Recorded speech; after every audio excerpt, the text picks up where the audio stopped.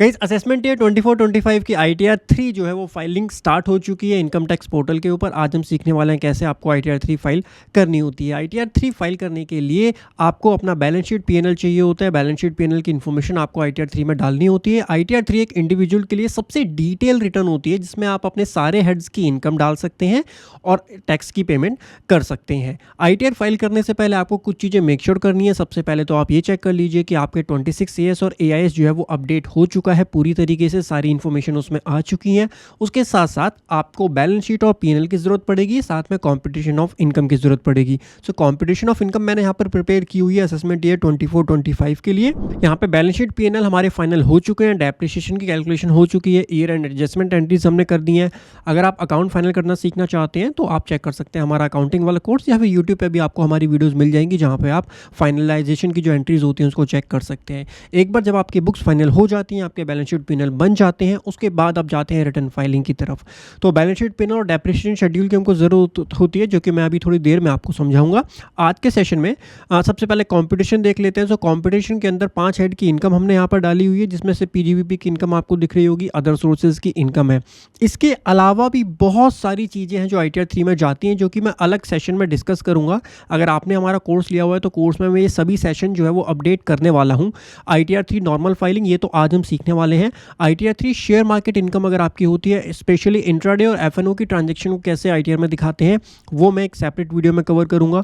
Crypto currency में अगर आप ट्रेड करते हैं, उसको PGBP में दिखाना चाहते हो तो उसके लिए ITR कैसे जाएगी, वो उसकी अलग वीडियो होगी। ITR in case of RSU आपको मिले हैं या फिर ESOP मिले हैं, उसके लिए कैसे काम किया जाता है। आपने US की मार्केट में इन्वेस्टमेंट की है, वहाँ पे अगर आप ट्रेडिंग करते हैं, उसको ITR में कैसे दिखाना होता है, ये सारी चीज़ें आपको हमारे प्रैक्टिकल कोर्सेज के अंदर मिल जाएंगी, जिसका लिंक डिस्क्रिप्शन में है। सो अगर आप एक अकाउंटेंट, टैक्स प्रोफेशनल हैं या फिर चार्टर्ड अकाउंटेंट है, अपने स्टाफ के लिए आप चेक करना चाहते हैं एक प्रैक्टिकल कोर्स ITR का, तो डेफिनेटली आप हमारे कोर्सेज को कंसिडर कर सकते हैं। डिस्क्रिप्शन में आपको उसकी डिटेल्स मिल जाएंगी। आते हैं अपने टॉपिक के ऊपर। आज हम डिस्कस करेंगे PGBP और अदर सोर्सेज। बेसिक सी ITR 3 फाइलिंग आज हम सीखने वाले हैं, जहाँ पर बैलेंस शीट और PNL और डेप्रिसिएशन शेड्यूल कैसे फिल होता है उस पर आज हमारा मेन फोकस रहने वाला है। कंपटीशन हमने ऑलरेडी प्रिपेयर की हुई है, डिडक्शन कुछ भी नहीं है बिकॉज हम न्यू रिजीम में ITR फाइल करेंगे। सो एक बार आप जब कंपटीशन प्रिपेयर करते हैं, उसके बाद हम जाएंगे पोर्टल पे आप ई फाइल पे क्लिक करेंगे, उसके बाद ITR 3 सेलेक्ट करेंगे, प्रोसीड विद ITR 3 करेंगे। लेट्स गेट स्टार्टेड पे आपको क्लिक करना है, आपको ऑप्शन सेलेक्ट करना है, क्यों आप इनकम टैक्स रिटर्न फाइल करना चाहते हो। जो भी एप्लीकेबल ऑप्शन है वो आप सेलेक्ट कर सकते हो। हमारे केस में फर्स्ट ऑप्शन एप्लीकेबल है, taxable income is more than basic exemption limit. यहाँ पे हम कंटिन्यू करेंगे। उसके बाद आपको यहाँ से शेड्यूल्स को सेलेक्ट करना होता है। तो मैं शेड्यूल आपको एक बार बेसिकली ऊपर से ओवरव्यू दे देता हूँ। जनरल इन्फॉर्मेशन मैंडेटरी रहेगा। पोर्टुगीज सिविल कोड अगर आप गोवा में रहते हैं तो आपके ऊपर अप्लाई होता है इन सर्टेन सिनेरियोज। उसके बाद इनकम की अगर बात करें तो income under the head salary वैसे हमारे केस में नहीं है, तो मैं इसको डिसेबल कर देता हूँ। अगर आपको सैलरी की इनकम भी मिलती है, बिजनेस भी आप करते हो, या कई बार ऐसा होता है कि आपको सैलरी से इनकम मिल रही है और आपने इंट्राडे में ट्रेड किया या फिर FNO में ट्रेड किया, तब भी आपको ITR 3 फाइल करने की ज़रूरत होती है। तो तब आप सैलरी को भी सिलेक्ट करेंगे और PGBP में आप अपना इंट्राडे और FNO की इनकम को भी दिखाएंगे। उसके लिए मैं एक डिटेल सेशन अलग से बनाने वाला हूँ, जहाँ पे मैं डिटेल में बताऊँगा FNO की कैलकुलेशन कैसे की जाती है, इंट्राडे के ऊपर किस तरीके से प्रॉफिट एंड लॉस निकालने होते हैं, income tax point of view से कौन कौन से खर्चे अलाउ किए जाते हैं, वो सेपरेट सेशन में होगा। सो आज सैलरी नहीं है, हाउस प्रॉपर्टी भी नहीं है, कैपिटल गेन भी नहीं है। वैसे ये सारे मैंने कैपिटल गेन, सैलरी वगैरह ITR 2 की वीडियो में ऑलरेडी समझा दी है, तो उसको रिपीट करने का भी कोई मतलब नहीं बनता यहाँ। उसके बाद वीडियो शेड्यूल भी नहीं है। वैसे वीडियो शेड्यूल में आपको सिखाऊंगा कैसे फिल किया जाता है। अगर आप क्रिप्टो करेंसीज में डील करते हैं तो वीडियो शेड्यूल आपके लिए मैंडेटरी हो जाता है। अदर सोर्सेज का शेड्यूल यहाँ पर हमारे लिए रहने वाला है। उसके अलावा स्पेशल रेट तो कुछ भी नहीं लगेगा। पार्टनरशिप फॉर्म से आपको इनकम मिलती है तो आपको ये ऑप्शन सेलेक्ट करना है। एग्जम्प्ट इनकम अगर आपकी कोई है तो आप ये ऑप्शन सेलेक्ट कर सकते हैं। पास थ्रू इनकम के लिए ये है, और अगर आउटसाइड इंडिया आपने फॉरेन में इन्वेस्ट किया है तो ये दोनों शेड्यूल उसके लिए होते हैं, शेड्यूल FSI और शेड्यूल TR। आज के सेशन का वो पार्ट नहीं है, बट जस्ट डेफिनेटली जब हम काम करेंगे US स्टॉक मार्केट में कैसे आपने अगर इन्वेस्टमेंट किया है, तब हमारे लिए शेड्यूल जो है वो मैंडेटरी हो जाएंगे। ठीक है, मूविंग फर्दर उसके बाद हमारी बिजनेस की डिटेल आएगी। बिजनेस के अंदर nature of business, schedule, balance sheet रहेगी, मैन्युफैक्चरिंग अकाउंट रहेगा। इसको आप रहने दीजिए, सारे जो फिल करना होगा वो मैं आपको बता दूंगा किस तरीके से फिल किया जाएगा। अगर GST की डिटेल आप देना चाहते हो, वैसे ऑप्शनल शेड्यूल होता है GST का, इस पर भी आप टिक कर सकते हो। अदरवाइज नहीं भी टिक करोगे तो कोई बात नहीं, because GST schedule is optional, अभी तक वो मैंडेटरी नहीं हुआ है, तो आप उसको स्किप भी कर सकते हो। डेप्रिसिएशन शेड्यूल मैंडेटरी है, ये हमारा आज का एक इंपॉर्टेंट पॉइंट है, जहाँ पे मैं आपको डेप्रिसिएशन शेड्यूल फिल करना सिखाऊंगा। और डेप्रिसिएशन शेड्यूल की बात आई है तो मैं कंपटीशन में आपको बता देता हूँ, हमने डेप्रिसिएशन शेड्यूल ऑलरेडी बनाया हुआ है, इनकम टैक्स के अकॉर्डिंग बनाया हुआ है। तो इस डेप्रिसिएशन शेड्यूल के लिए हमको चाहिए होती है, देखिए इनकम टैक्स में ना असेट वाइज डेप्रिसिएशन नहीं लगता, इनकम टैक्स में जो डेप्रिसिएशन लगता है वो ब्लॉक वाइज हमको निकालना होता है। सो देखिए हमारे केस में कितनी सारी एसेट्स हमारे पास हैं, उन असेट्स को हमने ब्लॉक में डिवाइड कर लिया। ब्लॉक जो है वो बेसिकली डिवाइड होता है रेट के हिसाब से, तो इनकम टैक्स का जो डेप्रिसिएशन रेट होगा उसके अकॉर्डिंग हम ब्लॉक्स यहाँ पर बनाते हैं। सो एक 40% का ब्लॉक है, एक 15% का ब्लॉक है। ओपनिंग WDV हमारी ये आ रही है, उसमें से फिर हमने जो एडिशन किया वो हमने यहाँ पर स्पेसिफिकली ऐड कर दिया। अब एडिशन को हमने दो पार्ट में डिवाइड किया। एक एडिशन वो जो कि हमने 180 डेज से ज़्यादा यूज़ किया है, वहाँ पर हमको पूरा डेप्रिसिएशन क्लेम कर सकते हैं हम, इनकम टैक्स के प्रोविजंस के अकॉर्डिंग जो हमने ये पूरा शेड्यूल जो है वो प्रिपेयर किया है। सेकेंड आता है कि असेट जो कि put to use less than 180 days है, तो उस केस में हमको केवल हाफ डेप्रिसिएशन मिलेगा। जैसे अगर 40% का वो ब्लॉक है तो वो असेट जो हमने लेस देन 180 डेज यूज़ की है उसके लिए हमको केवल 20% डेप्रिसिएशन मिलेगा। वहीं अगर 15% में वो फॉल होती है तो उसमें उसको 7.5% का डेप्रिसिएशन ही क्लेम किया जाएगा उस स्पेसिफिक अमाउंट के ऊपर। यहाँ मंथ वाइज नहीं निकालना होता। जैसे जब आप अकाउंटिंग करते हो, अगर आपने कोई एसेट 8 मंथ्स यूज़ कर ली तो आप 8 मंथ का डेप्रिसिएशन क्लेम कर लेते हो, बट इनकम टैक्स के प्रोविजन थोड़े से अलग होते हैं। यहाँ 180 डेज़ का लॉग होता है। 180 डेज से ज़्यादा अगर आपने उसको यूज़ किया तो आप पूरा डेप्रिसिएशन क्लेम कर सकते हो, 180 डेज से कम यूज़ किया तो आप उसका हाफ डेप्रिसिएशन क्लेम कर सकते हो। सिंपल सा फॉर्मूला बना दिया, यहाँ ज़्यादा कॉम्प्लिकेटेड चीज़ नहीं रखी गई है।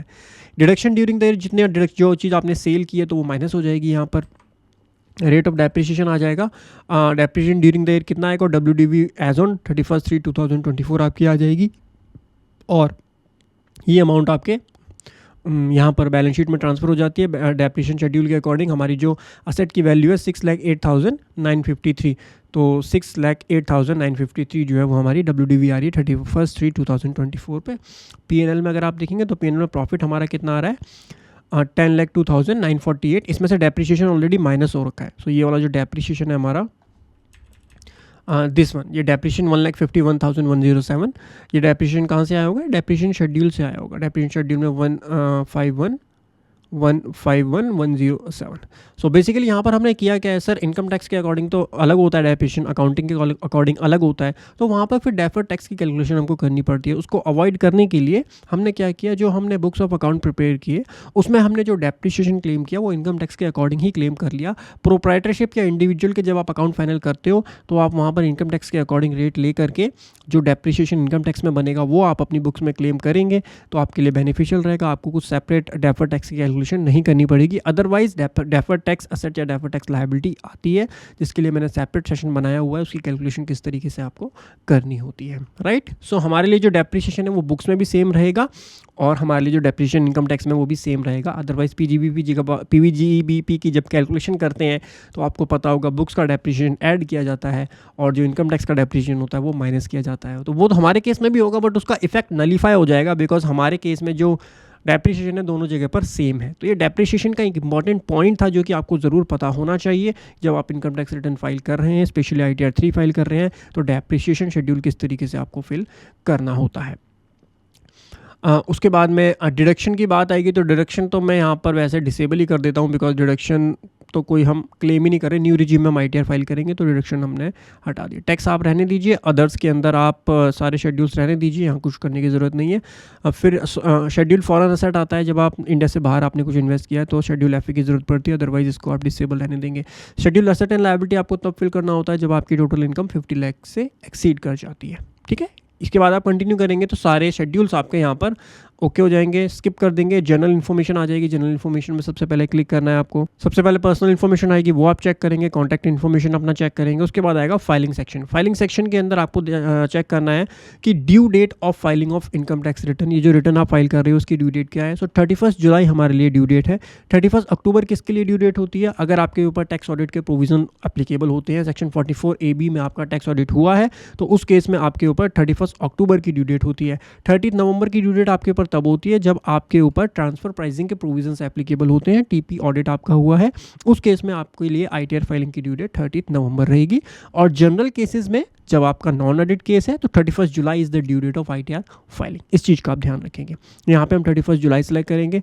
अब आप कौन से सेक्शन में अपनी रिटर्न फाइल कर रहे हैं। 139(1) होती है नॉर्मल बिफोर ड्यू डेट, 139(4) होती है बिलेटेड रिटर्न, 139(5) होती है अगर आप रिवाइज कर रहे हैं तो हम 139(1) बिकॉज हम before due date ITR file कर रहे हैं। नेक्स्ट ऑप्शन है have you exercise option under section 115 BAC sub section 6। So 115 BAC basically new tax regime का सेक्शन है। तो क्या आप न्यू टैक्स रिजीम से ऑप्ट आउट होना चाहते हो, बिकॉज बाय डिफ़ॉल्ट आपकी जो रिटर्न जाएगी वो न्यू टैक्स रिजीम के अंदर ही जाएगी फॉर असेसमेंट ईयर 24 एंड 25।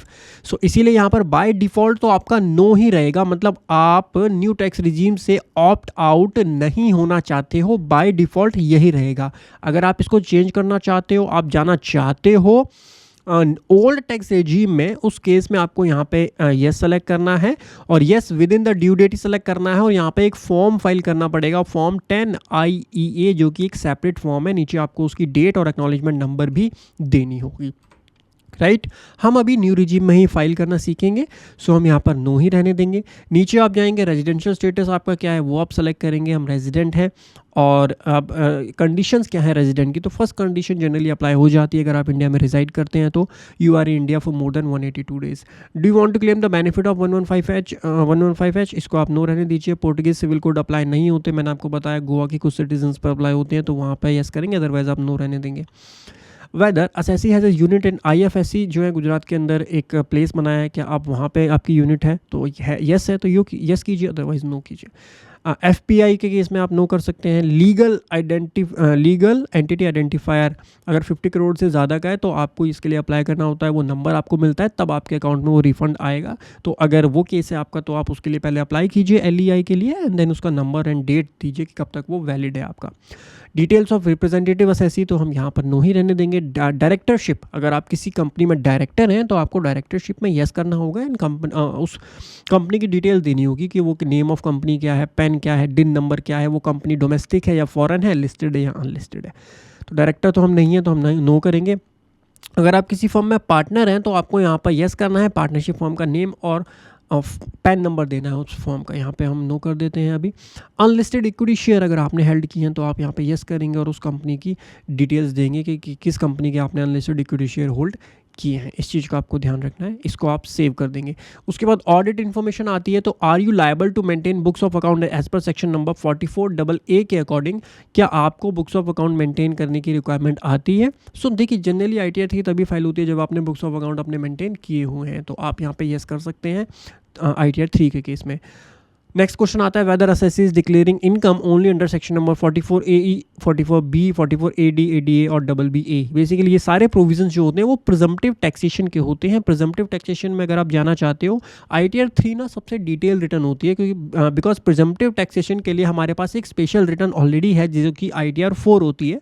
सो अगर आपकी प्रिजम्पटिव इनकम है तो आप ITR 4 में भी जा सकते हो, बट कई बार सिनेरियोज ऐसे भी बन जाते हैं जैसे आपका बिजनेस तो छोटा है, आप प्रिजम्पटिव टैक्सेशन में जाना चाहते हो बट आपकी कोई कैपिटल गेन की इनकम भी हो जाती है, तो उस केस में आप ITR 4 में कैपिटल गेन की इनकम तो दिखा नहीं सकते। इन दैट सिनेरियो आपको ITR 3 ही फाइल करनी पड़ेगी। लेकिन ITR 3 के अंदर आप यहाँ पर बुक्स ऑफ अकाउंट मेंटेन करके सारी चीज़ आपके पास अवेलेबल ही नहीं है, तो ITR 3 में ये ऑप्शन भी अवेलेबल है कि आप प्रिजम्पटिव टैक्सेशन भी ऑप्ट कर सकते हो ITR 3 के अंदर, और प्रिजम्पटिव टैक्सेशन में भी रिटर्न फाइल कर सकते हो। तो यहाँ पर अगर आप जाना चाहते हो तो आप यस करके कंटिन्यू कर सकते हो। बट मैंने आपको बताया हम बैलेंस शीट P&L हमारी ऑलरेडी प्रिपेयर है, डेप्रिसिएशन शेड्यूल हमारे पास है, सारे फाइनेंशियल्स हमारे पास हैं, तो हम कंप्लीट बैलेंस शीट और P&L की डिटेल के साथ में यहाँ रिटर्न फाइल करना सीख रहे हैं, तो इसलिए मैं यहाँ नो ही रहने दूंगा। नेक्स्ट क्वेश्चन है whether during the year total sale या टर्नओवर या gross receipt of business is between 1 crore to 10 crore, क्या आपकी जो टर्नओवर है वो 1 करोड़ से 10 करोड़ के बीच में है। तो इसको मैं थोड़ा सा डिटेल में समझा देता हूँ बिकॉज यहाँ पर चेंज आया है। अगर आपका 1 करोड़ से 10 करोड़ के बीच में है टर्नओवर तो आप यहाँ पर येस सेलेक्ट करेंगे। उसके बाद में आपसे 2 ऑप्शन पूछे जाएंगे, बेसिकली ये आपसे टैक्स ऑडिट के लिए ये चीज़ें पूछता है। तो यहाँ पे ये पूछा जाएगा कि आपका जो कैश में पेमेंट है या कैश में रिसीट है, क्या वो टोटल पेमेंट और टोटल रिसीट के 5% से ज़्यादा है। अगर वो 5% से ज़्यादा होता है तो उस केस में आपके लिए 1 करोड़ की लिमिट हो जाती है टैक्स ऑडिट की। अगर वो 5% से कम है, मतलब कैश में ट्रांजेक्शन्स आपकी 5% के अंडर है टोटल पेमेंट या टोटल रिसीट का, तो उस केस में आपके लिए जो टैक्स ऑडिट की लिमिट है वो 10 करोड़ हो जाती है। तो यहाँ पे दो चीज़ें देखिए ध्यान से, अगर आपका आंसर आता है ये वाला बीच वाला, यानी no turnover does not exceed 1 crore, इसका मतलब आपकी टर्नओवर 1 करोड़ से कम है प्रीवियस ईयर में, तब आपके ऊपर ऑडिट की रिक्वायरमेंट नहीं है। ऑडिट आपके लिए ऑप्शनल है, मैंडेटरी नहीं है। उसके बाद नेक्स्ट है no turnover exceed 10 crore rupees. तो ये जो दो आंसर होते हैं ना, ये आंसर आपको एक डिफाइनाइट सॉल्यूशन दे देते हैं। अगर आप इन दोनों में से किसी में फॉल कर जाते हैं तो आपके पास एक डिफाइंड आंसर आ जाता है। जैसे अगर इस वाले केस में फॉल होते तो आपके लिए ऑडिट मैंडेटरी नहीं है। अगर आप इस वाले केस में फॉल होते नो टर्नओवर एक्सीड 10 करोड़, इसका मतलब आपके ऊपर ऑडिट मैंडेटरी है। यहाँ पे आपको डिफाइनाइट आंसर मिल जाता है तो आप वो आंसर यहाँ दे सकते हो। लेकिन अगर आपकी टर्नओवर 1 करोड़ से 10 करोड़ के बीच में है तो आपसे डिपार्टमेंट और क्वेश्चन भी पूछता है। ये है ना इंपॉर्टेंट पॉइंट है। यहाँ पे ना काफ़ी लोग गलती करते हैं, इवन मेरा स्टाफ भी मेरे से हर बार यहीं पर अटकता है और मेरे से क्वेरी करता है, इसलिए थोड़ा सा टाइम लूँगा यहाँ पे मैं, ठीक है। अगर आप येस करोगे तब आपसे 2 सेपरेट क्वेश्चनर और पूछे जाएंगे। वो क्वेश्चन, एक क्वेश्चनर जो है वो रिलेटेड होगा पेमेंट से, एक क्वेश्चनर रिलेटेड होगा रिसीट से, और वही चीज़ यहाँ पर एनालाइज की जाएगी कि आपकी कैश में पेमेंट कितनी है और कैश में रिसीट कितनी है, ठीक है। सो अब इस क्वेश्चन को ध्यान से पढ़िएगा, आप समझ जाएंगे कि आपसे क्या पूछा जा रहा है। ऑडिट इन्फॉर्मेशन में ये रहा, देखिए, weather aggregate of all amount received including amount received for sale, turnover or gross receipt or on capital account like capital contribution, loan etc, even turnover नहीं, टोटल रिसीट देखी जाएंगी आपकी। रिसीट के अंदर आपकी टर्नओवर भी काउंट हो जाएगी, लोन भी काउंट हो जाएगा, कैपिटल कंट्रीब्यूशन भी काउंट हो जाएगा। सारी चीज़ें मिला करके ये सारी चीज़ें जो मिली हैं during the previous year in cash और नॉन अकाउंट पे चेक या DD does not exceed 5% of the said amount. यानी ये बोलना चाह रहा है कि आपको जो टोटल कैश मिला है वो 5% से ज़्यादा नहीं मिला। तो अगर आपको कम मिला है, लेट्स सपोज आपको 1% 2% कैश में बहुत छोटा ही रिसीट्स हुई हैं आपकी, 1-2 बार कभी कैपिटल आपने डाल दी या 1-2 बार कोई और चीज़ आपने डाल दी, बट वो जो टोटल है वो 5% से कम है, विच डज नॉट एक्सीड 5%, तो उस केस में आप यहाँ पर येस सेलेक्ट करेंगे, ठीक है। यहाँ क्वेश्चनियर में काफ़ी बार गलती हो जाती है, ध्यान से समझिएगा। क्वेश्चनियर आपसे क्या पूछ रहा है? क्वेश्चनियर आपसे सिंपल सी चीज पूछ रहा है कि जो aggregate of all amount received, जो आपको एग्रीगेट ऑल अमाउंट जो रिसीव हुआ है that does not exceed 5% of the amount. अगर ये स्टेटमेंट, अगर ये क्वेश्चन सही है तो आप बोलेंगे यस। ये सेम सिनेरियो जो हमने रिसीट के लिए पढ़ा, यही सेम सिनेरियो अप्लाई हो जाता है पेमेंट के लिए भी। जो सारी पेमेंट आपने की है, क्या वो पेमेंट जो है वो does not exceed 5% of the said payment, यानी आपकी जो टोटल पेमेंट आपने की, टोटल पेमेंट का जो 5% है उससे ज़्यादा आपने कैश में पेमेंट नहीं करी है। अगर आंसर है यस तो ओके है, तो आपके लिए देखो दोनों सिनेरियो में ना एक सिंपल सा आपको मैं वो बता देता हूँ क्रक्स। अगर आपका आंसर येस आ रहा है, यहाँ पर भी येस आ रहा है, दोनों केसेस में आपका आंसर अगर येस आ रहा है तो आपके लिए टैक्स ऑडिट की जो लिमिट रहेगी वो 10 करोड़ हो जाएगी, ठीक है। अगर किसी में भी आपका आंसर नो आ जाता है तो आपके लिए टैक्स ऑडिट की जो लिमिट है वो 1 करोड़ रुपीज़ हो जाएगी, ठीक है। क्लियर हो गया आपको? और किस तरीके से आंसर देना मैंने एग्जाम्पल के साथ में आपको समझा दिया। यहाँ कन्फ्यूज़न आती है, कन्फ्यूज़ अब आप नहीं होंगे, ठीक है। मैंने यस किया है बिकॉज हमारे केस में कोई भी हमारा जो टर्नओवर 5 करोड़ रुपीज़ की है, लेकिन हम कैश में ज़्यादा काम करते ही नहीं है, 5% के अंदर ही हमारा काम है, तो हमने दोनों में यस का सेलेक्ट कर दिया है। उसके बाद are you liable for tax audit, तो हमारे ऊपर टैक्स ऑडिट नहीं लगेगा। हमारे लिए टैक्स ऑडिट की लिमिट 10 करोड़ रुपीज़ हो गई है बिकॉज हमारा डिजिटल बिजनेस है, बहुत नॉमिनल सी ट्रांजेक्शन्स कैश में है और वो विद इन द लिमिट्स हैं, ठीक है। तो टैक्स ऑडिट हमारे ऊपर अप्लाई नहीं है। अच्छा, मैं सोच रहा हूँ टैक्स ऑडिट के लिए भी वीडियो इस बार बना करके आपको दूँ, फॉर्म 3CB 3CD की। अगर आपको चाहिए ना, कमेंट सेक्शन में मुझको आप बताओ कि sir form 3CB tax audit के ऊपर वीडियो बना दो, तो मैं ट्राई करूँगा। कोर्स में तो इस बार मैं इंक्लूड करने ही वाला हूँ, साथ में यूट्यूब पे भी मैं जो ट्यूटोरियल्स हैं, कुछ इंपॉर्टेंट पॉइंट्स होते हैं, काफ़ी सारे क्लॉजेज होते हैं जो कन्फ्यूजिंग होते हैं, उससे रिलेटेड मैं वीडियोज़ इस बार बनाने वाला हूँ। अगर आपको चाहिए कमेंट सेक्शन में बता दो सर टैक्स ऑडिट पे वीडियो बना दो, उस पर भी मैं डिटेल वीडियो लाऊंगा। पता है मेरी वीडियो डिटेल ही होते हैं, मैं ऊपर ऊपर से नहीं समझाता हूँ, अंदर घुस के समझाऊंगा, ठीक है। आज आज मज़ा आ रहा है, आज अंदर से वीडियो बनाने का मन कर रहा है। कभी कभी कोई कोई दिन ऐसा होता है जब करता है भाई आज तो घुस जाओ इसमें, तो वो दिन आज लग रहा है मेरे को। ठीक है, चलो भाई समझो। 92E का ऑडिट है, answer is no.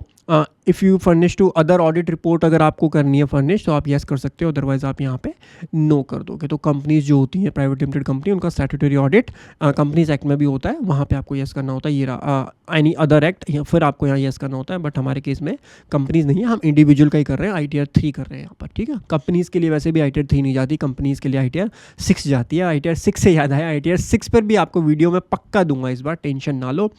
Corporate taxation में सिखाऊंगा, ITR 6 पे भी वीडियो देने वाला हूँ। इसको हम सेव कर लेते हैं। बैंक डिटेल आप चेक कर लीजिएगा, और अगर नहीं है तो यहाँ पर आप डाल दीजिएगा इसको। So part a general information आपकी कंफर्म हो चुकी है। अब चलते हैं नेचर ऑफ बिजनेस के ऊपर। Nature of business last year की ITR से आपके ऑटोमेटिकली आ जाएंगे, आप उसको कंफर्म कर सकते हैं। अगर आपको और ऐड करने हैं तो आप ऐड भी कर सकते हैं, अगर आपको डिलीट करना है तो यहाँ पर आप डिलीट भी कर सकते हैं। ठीक है, यहाँ पर हम कन्फर्म कर देते हैं। उसके बाद में आती है बैलेंस शीट की डिटेल्स। बैलेंस शीट के अंदर जाएंगे तो बैलेंस शीट में आपको 3 सेक्शन मिलते हैं, 3 पार्ट मिलते हैं। Part A source of fund, part B application of fund, and part C होता है no account case. So presumptive taxation अगर आपके ऊपर एप्लीकेबल होता है तो आपको नो अकाउंट केस के अंदर जाना होता है। एंड ये 4 इन्फॉर्मेशन आपको ज़रूर देनी है, सनरी debtor, सनरी creditor, stock in trade and cash, amount of cash. ठीक है, ये 4 इन्फॉर्मेशन मैंडेटरी होती है आपके लिए, इवन दो आप अकाउंट मेंटेन नहीं करते हो तब भी। लेकिन हमारे केस में हमने अकाउंट मेंटेन किए हैं, बुक्स फाइनल की हुई है, तो हम जो है अपनी फिगर्स पुट करेंगे अपने कंप्यूटेशन में जाएंगे, अपनी बैलेंस शीट के अंदर जाएंगे, एंड बैलेंस शीट से हम सारी सबसे पहले सोर्सेज ऑफ फंड के अंदर जाएंगे, ऐड डिटेल करेंगे। अब यहाँ पर थोड़ा अलग तरीके से रिपोर्टिंग होती है। बैलेंस शीट में आप देखिए प्रोप्राइटर कैपिटल आपकी कितनी है, 25,03,903, 25,03,903। उसके बाद में आपकी करंट लायबिलिटी है 40,350। करंट लायबिलिटी जो होती है वो हमारी एप्लीकेशन ऑफ फंड्स में ही आएगी, आपको यहाँ डालने की कुछ भी ज़रूरत नहीं है। कुछ लोन आपका है, लोन वगैरह आप यहाँ पर डाल सकते हो, बैंक से है या आपने रिलेटेड पार्टी से लिया है। फॉरेन करेंसी लोन आप सेपरेटली यहाँ मेंशन कर सकते हो। रुपी लोन बैंक से है, वो यहाँ डालेंगे आप, और अदर्स के अंदर जो रिलेटेड पार्टी से आप लेते हो या किसी फैमिली फ्रेंड से लेते हो वो आप अदर्स में डाल सकते हो। लोन्स लेने की भी कंडीशन होती है, कैश में आप 20,000 से ज़्यादा का लोन नहीं ले सकते हो। ये छोटी छोटी चीज़ें भी ध्यान रखिएगा। अनसिक्योर्ड लोन आपने कुछ लिया है बैंक से या फिर फैमिली फ्रेंड से, वो आप यहाँ पर लिख सकते हो। डिपॉजिट्स वगैरह अगर आपने कोई ली हुई है, डिपॉजिट्स भी आप यहाँ पे सेपरेटली रिपोर्ट कर सकते हो। आपका टोटल वो आ जाएगा। डेफर टैक्स लायबिलिटी जो है वो आपकी यहाँ पर अराइज हो जाएगी। डेफर टैक्स लायबिलिटी मैंने आपको ब्रीफ कर दिया कब अराइज होती है, बट डिटेल में मैंने नहीं समझाया है। कुछ एडवांसेस आपने लिए हुए हैं तो वो आपके यहाँ पर आ जाएंगे, एंड उसके बाद आप कंफर्म कर देंगे। तो हमारे केस में कोई इन्फॉर्मेशन नहीं है तो हमने ये डाल दिया। उसके बाद हम एप्लीकेशन ऑफ फंड की तरफ मूव ऑन करेंगे। ऐड डिटेल्स पे क्लिक करना है। फिक्स असेट की डिटेल आपको डालनी है। फिक्स असेट के लिए हमको यहाँ पर डेप्रिसिएशन शेड्यूल में जाना होता है, एंड डेप्रिसिएशन शेड्यूल के अंदर हमको यहाँ पर सबसे पहले ग्रॉस वैल्यू लिखनी होती है, उस ब्लॉक की ग्रॉस वैल्यू क्या है वो। ठीक है, तो ग्रॉस वैल्यू हमारे ब्लॉक की ये है 7,60,059.56। तो पॉइंट में फिगर नहीं जाएगी, 7,60,060 हम यहाँ पर लिखेंगे। 7,60,060 हम यहाँ मेंशन करेंगे। उसमें से फिर हमारा डेप्रिसिएशन यहाँ पर माइनस होगा, तो डेप्रिसिएशन हमारा जो है वो है 1,51,107, अब ये वाला जो डेप्रिसिएशन है ना, लेट मी रिमाइंड यू, ये वाला डेप्रिसिएशन हमारे बुक्स के अकॉर्डिंग है। तो इनकम टैक्स पोर्टल क्या करेगा, इसको डिसअलाउ करेगा, और ये फिक्स असेट शेड्यूल जो हम फिल करेंगे वहाँ से हमारा डेप्रिसिएशन कैलकुलेट करेगा। लेकिन वहाँ पर भी हमारा सेम ही अमाउंट आएगा, बिकॉज ये जो डेप्रिसिएशन हमने कैलकुलेट किया है ये इनकम टैक्स के अकॉर्डिंग ही कैलकुलेट किया है। ये मैंने आपको स्टार्टिंग में बता दिया था। ठीक है, छोटी छोटी चीज़ें होती है जो आपको पता होनी चाहिए। इट्स नॉट जस्ट लाइक कि आप फॉर्म फिल कर रहे हो। फॉर्म फिल करना तो मैं 10 मिनट में भी सिखा सकता हूँ, बट उसके अंदर किस तरीके से एक्चुअल में पोस्टिंग हो रही है, उस डेटा किस तरीके से, डेटा एनालिसिस भी आपको पता होना चाहिए कि how this data is going to reflect in your ITR। ठीक है, नेक्स्ट आपकी इन्वेस्टमेंट्स आती हैं। सो इन्वेस्टमेंट्स हमारे केस में क्या है देख लेते हैं। इन्वेस्टमेंट्स क्या क्या हैं। सनरी डेटर्स है, डेप्रिसिएशन तो हमारा ये फिक्स असेट्स आ गया। Depreciation cash in hand debtor, cash in hand bank balance है। ओके, सो सारा कैश इन हैंड ही है, फिर इसमें तो कुछ नहीं आएगा। यहाँ करंट असेट्स में आ जाएगा आपका। करंट असेट्स में इन्वेंट्री वगैरह आप यहाँ डाल सकते हो। Raw material, stock in process है, या स्टोर में फिनिश गुड्स में कितना है वो आप अलग अलग भी मेंशन कर सकते हो। सनरी डेटर्स, तो कैश इन हैंड हमारे पास कितना है, कैश इन हैंड हमारे पास है दिस मच। 12,21,525 का 12,21,525 का कैश इन हैंड है। 12,21,525। अच्छा, देखो कई बार आपने सुना होगा कि black money, white money. What is this black money, white money?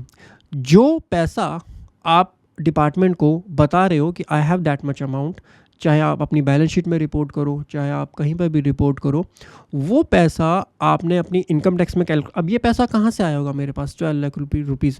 ये मेरा प्रॉफिट होगा, मेरे प्रीवियस ईयर के प्रॉफिट यहाँ पर आपको दिख रहे हैं।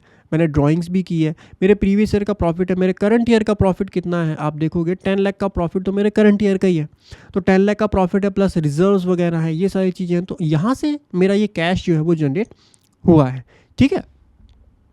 सो वो मेरा कैश है। तो आप जब कोई चीज़ दिखा रहे हो बुक्स के अंदर, इसका मतलब ये वाला जो पैसा है ये बोला जाता है this is white money. This is actually the white money, जो कि मतलब दिखा सकते हो आप। वो भी जस्टिफाइबल होना चाहिए। अब ऐसा नहीं है ना मैं दिखा रहा हूँ लॉस, यहाँ पर मैं P&L में दिखा रहा हूँ लॉस, और अपनी बैलेंस शीट में मैंने यहाँ पर कैश इन हैंड दिखा दिया 50 लाख रुपए का। आप लॉस में जा रहे हो तो कैश इन हैंड आपके पास 50 लाख रुपए का कहाँ से आया? क्या कोई फंडिंग ली है?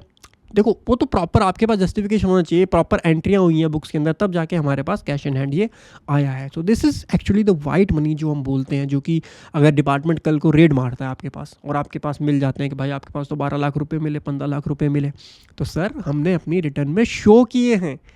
मैं आपको खाली ITR फाइल करना नहीं सिखा रहा हूँ, I am also telling you that how the actually things are worked in practical life.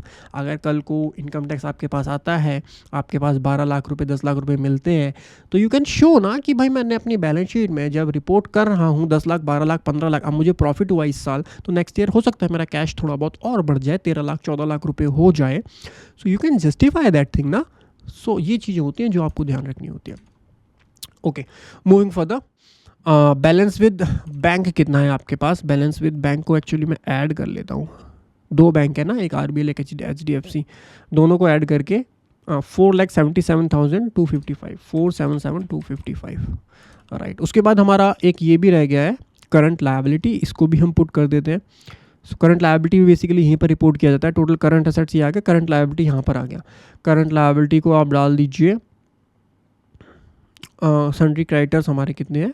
40,350, 40,350 हमने यहाँ पर पुट कर दिया। So this would be the net value 1,658,430, 22,67,383। इसको हम ऐड कर देते हैं।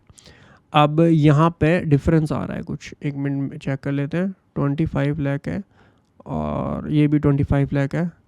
हमने क्या चीज़ मिस करी है? डेटर्स को मिस कर दिया ना हमने, यहाँ पर डेटर मिस कर दिया। डेटर भी ऐड कर लेते हैं। एप्लीकेशन ऑफ फंड में ही आएगा डेटर भी। एडिट पे क्लिक करेंगे एंड नीचे जाके करंट असेट्स के अंदर हमको डेटर्स मिल जाएंगे। सो ये सन्ड्री डेटर्स, ये हमने मिस कर दिए थे। 2,36,520, 236,520। And now we will confirm this. So अब हमारा असेट एंड लायबिलिटी साइड जो है वो मैच हो जाना चाहिए। Sources of fund must be equal to application of fund. अब ये आपकी बैलेंस शीट से हो सकता है मैच ना करे। बैलेंस शीट का टोटल हमारा कितना आ रहा है? 25,44,253। बट यहाँ पर क्योंकि रिपोर्टिंग थोड़ा अलग तरीके से होती है, तो इस वजह से आप देखेंगे 25,03,903, 25,03,903, ये दोनों चीज़ें आपकी मेक श्योर कर लीजिए जब आपके बुक्स ऑफ अकाउंट बने हैं, तो ये दोनों चीज़ें मैच होनी चाहिए। उसके बाद आप कन्फर्म पे क्लिक करेंगे एंड उसके बाद हम यहाँ पर ओके कर देंगे। सो हमारी बैलेंस शीट हमने डाल दी है। मैन्युफैक्चरिंग अकाउंट में जाएंगे, मैन्युफैक्चरिंग अकाउंट हमारे केस में नहीं है, सो हम यहाँ पर कंफर्म कर देते हैं। एंड उसके बाद में ट्रेडिंग अकाउंट में आप जाएंगे। ट्रेडिंग अकाउंट के अंदर अगर आपका ट्रेडिंग अकाउंट के अंदर रेवेन्यू फ्रॉम ऑपरेशंस आता है, रेवेन्यू फ्रॉम ऑपरेशंस में P&L में आप जाएंगे, ग्रॉस रेवेन्यू हमारा 77,78,251 का है। तो यहाँ पर आप एडिट कर दीजिए जो भी, अगर सेल्स ऑफ गुड्स है तो गुड्स में डालिए, सर्विस है तो सर्विस में डालिए। 77,78,251, 77,78,251 हमने यहाँ पर सेलेक्ट कर लिया। कोई और स्पेसिफिक रेवेन्यू वो आप यहाँ पर डाल सकते हैं।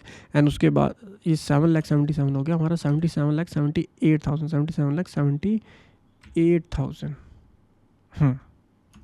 राइट। इसको हम सेव कर लेते हैं। और परचेज़ की डिटेल जो है, ग्रॉस रिसीट फ्रॉम प्रोफेशन अगर आपका कोई है तो आप यहाँ डालेंगे। प्रोफेशन का मतलब यहाँ पे क्या, अब देखिए प्रोफेशन हो सकता है आप उसको प्रोफेशनल कंसल्टेंसी हर चीज़ यहाँ डाल दो। प्रोफेशन का मतलब जो डिफाइंड है 44AA के अंदर प्रोफेशन जिसमें कि आपका अकाउंटेंट डिफाइंड है, आपका आर्किटेक्चर डिफाइंड होता है, डॉक्टर इंजीनियर डिफाइंड होते हैं, वो सारी सर्विसेज इसके अंदर आएंगी। इसके अलावा अगर आप कोई और सर्विस दे रहे हो, एजुकेशन की service, normal consultancy, management, digital marketing, ये सारी चीज़ें आपको नॉर्मली ही दिखानी होती हैं। इसको आप प्रोफेशन, केवल वही प्रोफेशन है जो डिफाइंड है अंडर सेक्शन नंबर 44AA। ये थोड़ी थोड़ी टेक्निकल चीज़ें होती हैं जो आपको ज़रूर पता होनी चाहिए। देन उसके बाद आपका टोटल रेवेन्यू फ्रॉम ऑपरेशंस आ जाता है 77,78,251। इसको आप ऐड कर देंगे तो आपका रेवेन्यू फ्रॉम ऑपरेशंस यहाँ पर आ जाता है। उसके बाद जो आपका परचेज ओपनिंग स्टॉक आप यहाँ लिख सकते हैं, एंड परचेजेस जो है वो आपको यहाँ लिखनी है, net of credit, net purchase लिखनी होती है आपको 52,87,333। 52,87,333 हम यहाँ पर मेंशन कर देंगे। उसके बाद कोई डायरेक्ट एक्सपेंसेस है वो आप यहाँ पर क्लेम कर सकते हो, कोई ड्यूटीज़ एंड टैक्सेस हैं जो खर्चा आपको जिसका इनपुट नहीं मिला, वो ड्यूटीज़ एंड टैक्सेस आप यहाँ पर क्लेम कर सकते हो। और उसके बाद ग्रॉस प्रॉफिट आपका आ जाएगा 24,90,918 का, इसको आप कंफर्म कर देंगे। Moving for the manufacturing account हो गया, ट्रेडिंग अकाउंट हो गया, पीएनएल अकाउंट में हम जाएंगे। पीएनएल अकाउंट के अंदर हमारा जीपी आ जाएगा 24,90,918। इसके अलावा कोई और अगर इनकम है तो वो आप यहाँ से ऐड कर सकते हो, जैसे रेंटल है, कमीशन की income, dividend income, interest income, और भी काफ़ी सारी इनकम है। एनी अदर इनकम है तो वो आप यहाँ पर ऐड कर सकते हो। तो मैं जो है यहाँ पर ऐड कर देता हूँ, जैसे यूट्यूब की हमारी इनकम है, यूट्यूब इनकम, यूट्यूब से हमको जो इनकम रिसीव हुई वो कितनी रिसीव हुई, 515,760, 515,760, ये हमने यहाँ पर डाल दिया। टोटल अदर इनकम आपकी ये आ गई, और टोटल आपका आ गया 30,06,678। ठीक है, इसको आप सेव कर सकते हैं। डेबिट जो है वो आपको यहाँ लिखने होते हैं, ऐड डिटेल करेंगे, जितने वो जो भी खर्चा आपने डेबिट किया वो आपको यहाँ लिखना होगा। तो यहाँ पे सैलरीज एंड वेजेस कितना दिया आपने, सैलरी हमारे केस में कितनी है, 15,60,000 की सैलरी हमने यहाँ पर पे की है। सैलरी एंड वेज 15,60,000 की सैलरी पे की है हमने। बोनस वेजेस कुछ भी नहीं है यहाँ पे आपको देना पड़ेगा। क्या कोई कंपनसेशन आपने नॉन रेजिडेंट को दिया, तो नॉन रेजिडेंट को हमने कोई भी कंपनसेशन नहीं दिया तो हम नो करेंगे, एंड देन इसको सेव कर देंगे। उसके बाद एडवर्टीजमेंट है, सेल्स प्रमोशन, कमीशन कोई आपने दिया, कंटिन्यू कीजिए। 2 पेजेस होते हैं इसके। रॉयल्टी आपने पे की, प्रोफेशनल कंसल्टेंसी पे की, होटल बोर्डिंग, कन्वीनियंस, टेलीफोन, बहुत सारे एक्सपेंसेस हैं वो आप यहाँ पर डाल सकते हो। और अदर एक्सपेंसेस में हम जाएंगे, जो हमारे बैलेंस एक्सपेंसेस बचे उसको हम अदर में डाल देते हैं। Office and maintenance, office maintenance हमारा ये आ गया 2,50,000 का था। डेप्रिसिएशन के लिए अलग होता है शेड्यूल, डेप्रिसिएशन हमको अलग से डालना होता है। यहाँ पे आपका आएगा डेप्रिसिएशन अमोर्टाइजेशन, यहाँ आएगा, इसको अदर में नहीं डालोगे आप। ये डेप्रिसिएशन है 1,51,000 और 107, 151,107 है, राइट। उसके बाद ऊपर आ जाओ, अदर के अंदर हमको और भी डालने हैं। 2.5 लाख के बाद हमारा आ जाएगा 5 लाख का ऐप डेवलपमेंट का हमारा एक्सपेंस है। तो ऐप डेवलपमेंट का एक्सपेंस आपका हो जाएगा 5 लाख है, 5,000 है, 5,000 है, 0.00 है ना, 5,000 है ये भाई। 0.00 लगाने की क्या ज़रूरत है, या फालतू में कन्फ्यूज़न हो रही है। ठीक है, वेब होस्टिंग का एक एक्सपेंस है हमारा, वेबसाइट होस्टिंग का एक्सपेंस है, वेब होस्टिंग, जो भी खर्चे हैं आपके एक्सेट्रा एक्सेट्रा, बहुत तरीके के खर्चे होते हैं। वेबसाइट होस्टिंग का खर्चा हमारा कितना है, 37,623। So we will enter 37,623, right. And उसके बाद इसको हम सेव कर देते हैं। डेप्रिसिएशन डाल दिया हमने। तो net profit before taxes check कर लो, 1009, ठीक है, परफेक्ट है, मैच हो गया। इसको आप ऐड कर दीजिए। नेट प्रॉफिट बिफोर टैक्सेस 10,02,948 आ जाएगा। इसको आप जो है कंफर्म करेंगे। अगर प्रिजम्पटिव इनकम वाला ऑप्शन आपने सेलेक्ट किया तो यहाँ पर आपको डिटेल डालनी होती है, जो मैंने आपको बताया था 44AD हो गया, ADA हो गया, वो आप यहाँ पर डाल सकते हो। तो वो हम अभी नहीं कर रहे हैं, तो इसलिए मैं वो चीज़ आपको एक्सप्लेन नहीं कर रहा। आप ITR 4 वाली वीडियो देख सकते हो अगर आपको ये चीज़ें चेक करनी है कि ITR 3 में कैसे फाइल करें। तो ITR 3 में यहाँ पर ऑप्शन आता है प्रिजम्पटिव इनकम का, यहाँ पर आपको 44AD 44ADA वाली जो इनकम होती है वो रिपोर्ट करनी होती है। उसके बाद आप यहाँ पर कन्फर्म कर सकते हैं। कंफर्म करने के बाद में, ट्रेडिंग अकाउंट के बाद में आपकी अदर इन्फॉर्मेशन आ जाती है। अदर इन्फॉर्मेशन ये आपको तब फिल करना होता है जब आपके ऊपर टैक्स ऑडिट मैंडेटरी होता है, अदरवाइज आप इसको स्किप कर सकते हो। इसमें आपको कुछ फिल करने की ज़रूरत नहीं है, जस्ट आप कंफर्म कर दीजिए। उसके बाद में शेड्यूल BP इंपॉर्टेंट शेड्यूल होता है, कॉम्पिटिशन ऑफ बिजनेस और प्रोफेशन, यहाँ पे आपका जो है बिजनेस और profession other than speculative business आपका जो है वो आ जाएगा कितना, 10,89,343। यहाँ पर आप एक बार एडिट पे क्लिक करेंगे, एडिट पे क्लिक करेंगे तो आपको एक बार नीचे जाना होगा यहाँ पर, एंड इसको अभी हम ठीक करेंगे। देखिए एडिट करेंगे, डेप्रिसिएशन जो है हमारा इसने लिया है एडजस्टेड प्रॉफिट एंड लॉस जो है वो ये है, और डेप्रिसिएशन एज पर डेप्रिसिएशन शेड्यूल जो है उसने ये लिया है, इसको अभी हम चेंज करने वाले हैं। ठीक है, उसको मैं भी चेंज कर दूंगा, इसीलिए वो आपको फिगर अभी मैच नहीं मिलेगी। सो यहाँ पे आप देखेंगे 10,89,343 आपका आ रहा है, बट हमारे पीएनएल में तो 10,02,948 का था। तो डेप्रिसिएशन की कैलकुलेशन अभी हमारी एग्जैक्टली हुई नहीं है, बिकॉज हमने डेप्रिसिएशन का शेड्यूल अभी फिल नहीं किया। तो मैं एक काम करता हूँ, यहाँ पे कंटिन्यू करने से पहले एक बार डेप्रिसिएशन शेड्यूल हम फिल करके आते हैं, उसके बाद यहाँ पर शेड्यूल बीपी फिल करेंगे। तो इसको अभी मैं कंफर्म नहीं कर रहा हूँ, मैं बैक कंफर्म कर भी दोगे कोई दिक्कत नहीं, दोबारा से वो हो जाएगा वैसे तो। बट हम बीपी पे जाने से पहले इस वाले शेड्यूल पे चलेंगे, depreciation schedule DPM and DOA, depreciation on plant and machinery and depreciation on other asset. ये इंपॉर्टेंट है, जो कि मेरी आज के सेशन का फोकस पॉइंट भी है। यहाँ पर आप देखेंगे इसको हमको एडिट करना पड़ेगा। बेसिकली ये लास्ट ईयर के डेटा से ऑटोमेटिकली उठा रहा है, बट हमारा जो डेटा है वो थोड़ा सा चेंज हो गया है। तो हम यहाँ पर डेप्रिसिएशन शेड्यूल अपने इस शेड्यूल के अकॉर्डिंग डालेंगे। मैं इसको एडिट करने वाला हूँ, एंड जो लास्ट ईयर की फिगर्स है उसको यहाँ से रिमूव करने वाला हूँ। या एक बार चेक कर लेते हैं क्या सिनेरियो है, उसके हिसाब से कर लेंगे। देखो एक है हमारा 15% का ब्लॉक, अब ध्यान से देखना कैसे यहाँ पर आपको एंट्री करनी है। एक है हमारा 40% का ब्लॉक, तो एक तो हमको एंट्री करनी है इसके अंदर और एक करनी है इसके अंदर। ठीक है, सो पहले 15% ब्लॉक में देखो, 15% ब्लॉक में आपकी WDV ऑफ प्रीवियस ईयर कितनी आ रही है वो आपको यहाँ रिपोर्ट करनी है। WDV हमारी आ रही है, यहाँ चेक करो कौन सा परसेंट, 15% वाला, ये वाला ब्लॉक है। WDV on the first day of previous year, यानी ये वाली फिगर मांगी जा रही है 1,23,390, 1,23,390। एडजस्टमेंट एज पर सेकंड प्रोविजन, यहाँ आपको कुछ नहीं डालना, टोटल आपका आ जाएगा। एडिशन आपका कितना हुआ है वो आपको यहाँ पर मेंशन करना है कि कितना आपका यहाँ एडिशन हुआ है। चेक कर लेते हैं, एडिशन हुआ है हमारा। अब एडिशन भी दो टाइप का होगा, मोर देन 180 डेज और लेस देन 180 डेज। हमारे केस में दोनों ही हैं अवेलेबल। तो कैसे आप एंट्री करोगे, अब ध्यान से देखना, यहाँ गलती नहीं करनी है आपको। यही तो चीज़ें मैं समझाने आया हूँ, एक्चुअली आज के सेशन का पॉइंट ही यही था। तो वो वाली एडिशन जो कि for a period of 180 days और मोर इन द प्रीवियस ईयर, तो वो वाली एडिशन कौन सी है हमारी बताओ। ये वाली एडिशन है 2,88,842, 2,88,842, राइट। उसके बाद में नेक्स्ट है put to use less than 180 days, put to use less than 180 days. ये रहा 7 नंबर पॉइंट में आपको मिलेगा, 7 नंबर पॉइंट में addition for a period of less than 180 days in the previous year. ये कितना अमाउंट है, 159,858, 159,858। ठीक है, ये आ गया। तो उसके बाद डेप्रिसिएशन फुल रेट से हाफ रेट से अपने आप कैलकुलेट कर लेगा कितना आया, 73,000 का। नहीं, एक डिडक्शन भी है ड्यूरिंग द ईयर,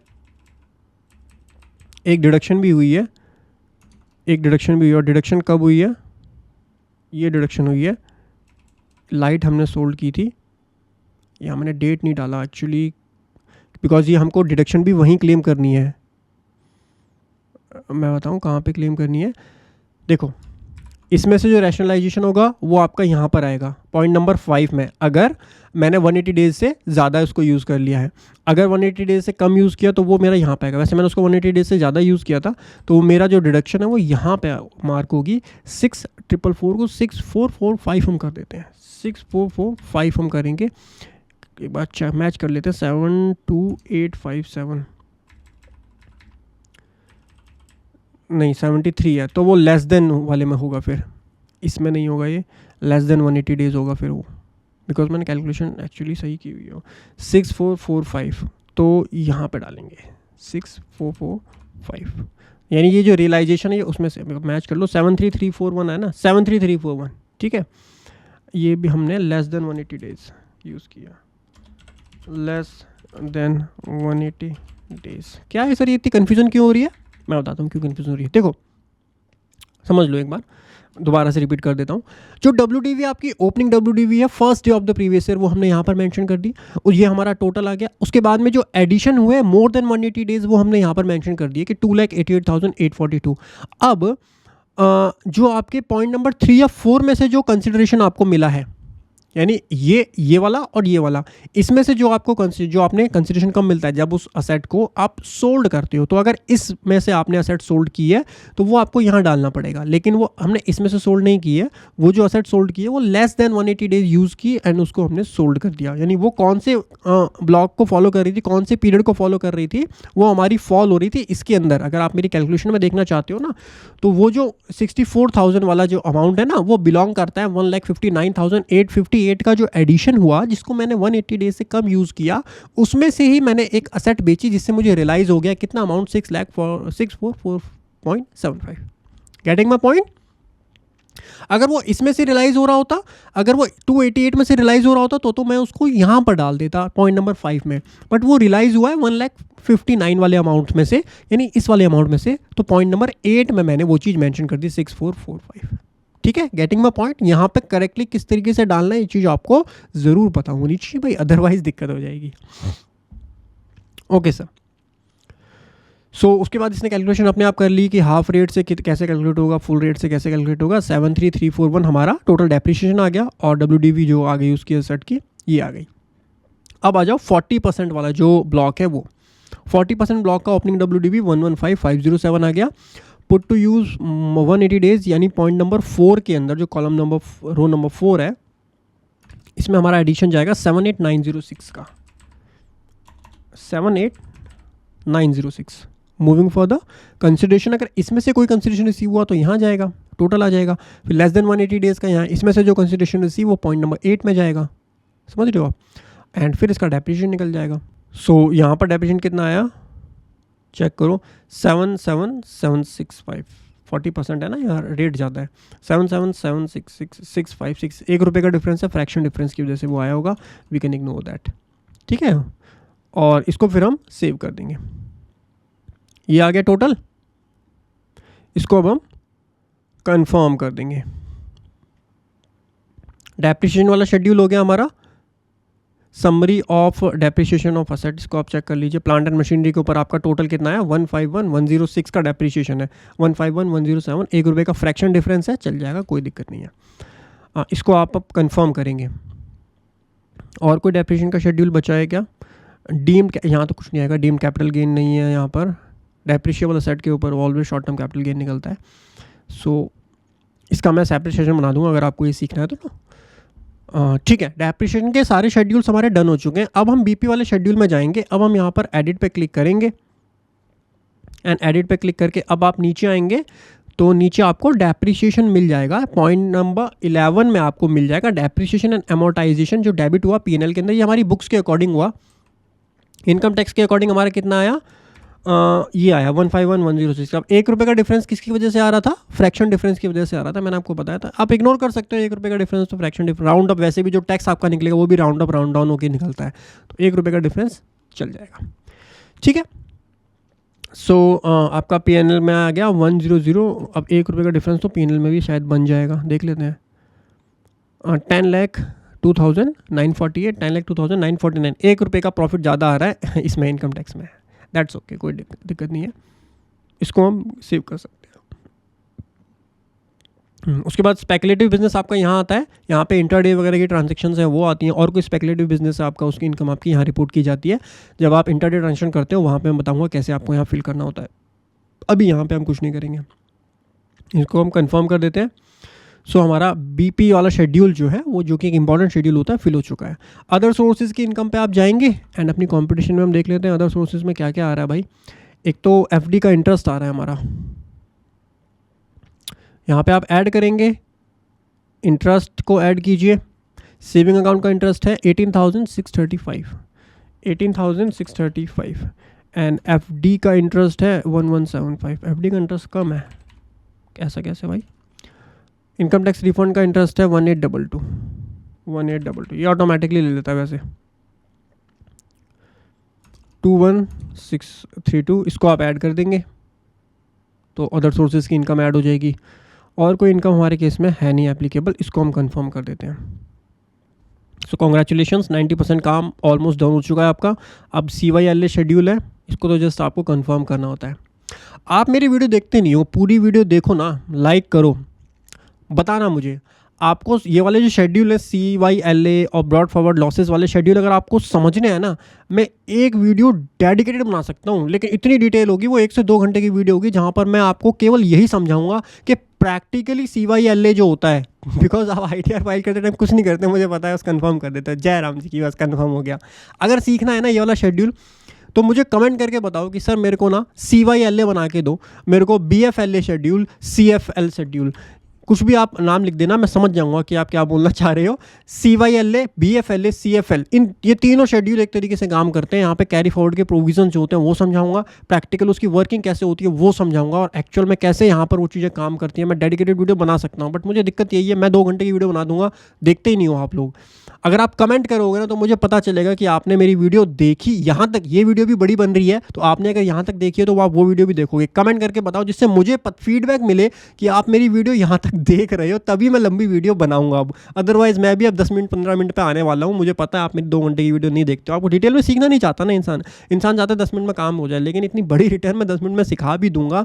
आधी चीज़ें आपको पता होगी, आधी चीज़ पता नहीं होगी। अब मैं यहाँ पे आपको कंफर्म करना ही तो सिखाऊंगा डिटेल में। अगर मैं आपको BFLA समझाने लग गया कि किस तरीके से BFLA काम करता है, कैसे आपको एक्चुअली वहाँ डालना होता है, कंप्यूटर सेट ऑफ करो और जयराम जी की बोलो, ठीक है, बताइएगा मुझे, ज़रूर बनाऊंगा मैं कभी वीडियो बनाने में पीछे नहीं हटता। मुझे आप रिस्पांस नहीं देते हो मेरी वीडियोस पे, तब मुझे लगता है कि छोटी वीडियो बनाओ यार। दूसरा, हर कोई 5 मिनट में 10 मिनट में सिखा के चला जाता है, उस पर आ जाते हैं मिलियन व्यूज़। हम यहाँ पर 2-2 घंटे की वीडियो अंदर घुस के बनाते हैं, और हमारी वीडियो पर 10,000 व्यूज़ भी ऐसे आते हैं जैसे पता नहीं क्या। भाई मैंने ऐसी वीडियोस देखी है, बंदे फिगर तक नहीं डालते, बस ऊपर से ये फॉर्म्स आपको समझा देते हैं, और उसकी वीडियो पे मिलियन व्यूज़ देते हो आप। और जहाँ डिटेल में कोई बंदा सिखा रहा है वहाँ पे आप बोलोगे बोर कर रहा है, तो फिर हम भी क्यों सिखाएं डिटेल में, है ना। इसलिए कमेंट करके बताओ, मुझको फीडबैक मिलेगा तो मैं भी बनाऊँगा आपके लिए वीडियो, ठीक है। बाकी तो स्पेशल रेट पे मैं वीडियो बना सकता हूँ, इतने कंटेंट है ना मेरे पास बनाने के लिए। मुझे आप सीखने में इंटरेस्टेड हो कि सर स्पेशल रेट पे बनाओ, स्पेशल रेट पे चाहिए वीडियो। टोटल स्पेशल रेट कितने होते हैं पता है? तो उड़ जाएंगे सर, 66 स्पेशल रेट है इनकम टैक्स के अंदर। इस पर मैं वीडियो बनाऊंगा, लेकिन आप चाहिए आपको तो आप डिमांड करो ना, कमेंट सेक्शन में बताओ भाई ये चाहिए मेरे को, सिखाओ मुझे, डिटेल में घुसना है मुझे। AMT बताओ सर क्या होता है, ऑल्टरनेट मिनिमम टैक्स क्या होता है। आपको सीखना नहीं है, आपको तो बस फॉर्म भरना सीखना है। बहुत सारी चीज़ें होती हैं इनकम टैक्स रिटर्न। भाई साहब जब हम पढ़ा करते थे, टोटल इनकम आपकी आ गई, चलो ये चेक कर लो, और इससे हम अपनी कंपटीशन को थोड़ा बहुत ठीक कर लेते हैं अगर कुछ गड़बड़ होगी तो। इनकम फ्रॉम अदर सोर्सेज आ गया, ये आ गया, राइट। Total income 10,24,580, 10,24,580। देखो ये मैच हो गया, ये तो मैच हो गया। उसके बाद TDS VDS वाला शेड्यूल आएगा, टैक्स पेड वाला शेड्यूल आएगा। TDS आपका कितना कटा हुआ, ये ऑटोमेटिकली आ जाएगा आपका TDS जो होगा ना। बाकी TDS के लिए आप अपना 26 ईयर्स चेक कीजिए और AIS को एक बार रेफ़र कीजिए, वहाँ से आप यहाँ पर डिटेल्स डालिएगा। 95,194 आ रही है TDS हमारे केस में। TDS को मैं यहाँ पर चेंज कर लेता हूँ। TDS and self assessment tax हमारे केस में 95,194 आ गया, ठीक है। इसको हम कंफर्म करेंगे, एंड उसके बाद में लास्ट में जाके TTI आ जाएगा। कितना टैक्स बना, tax payable on total income, show details, ये रहा जी 63,687 बन रहा है। कहाँ गया, ये बन रहा है 63,687 ये बन रहा है। और इसके ऊपर 2548 का 2547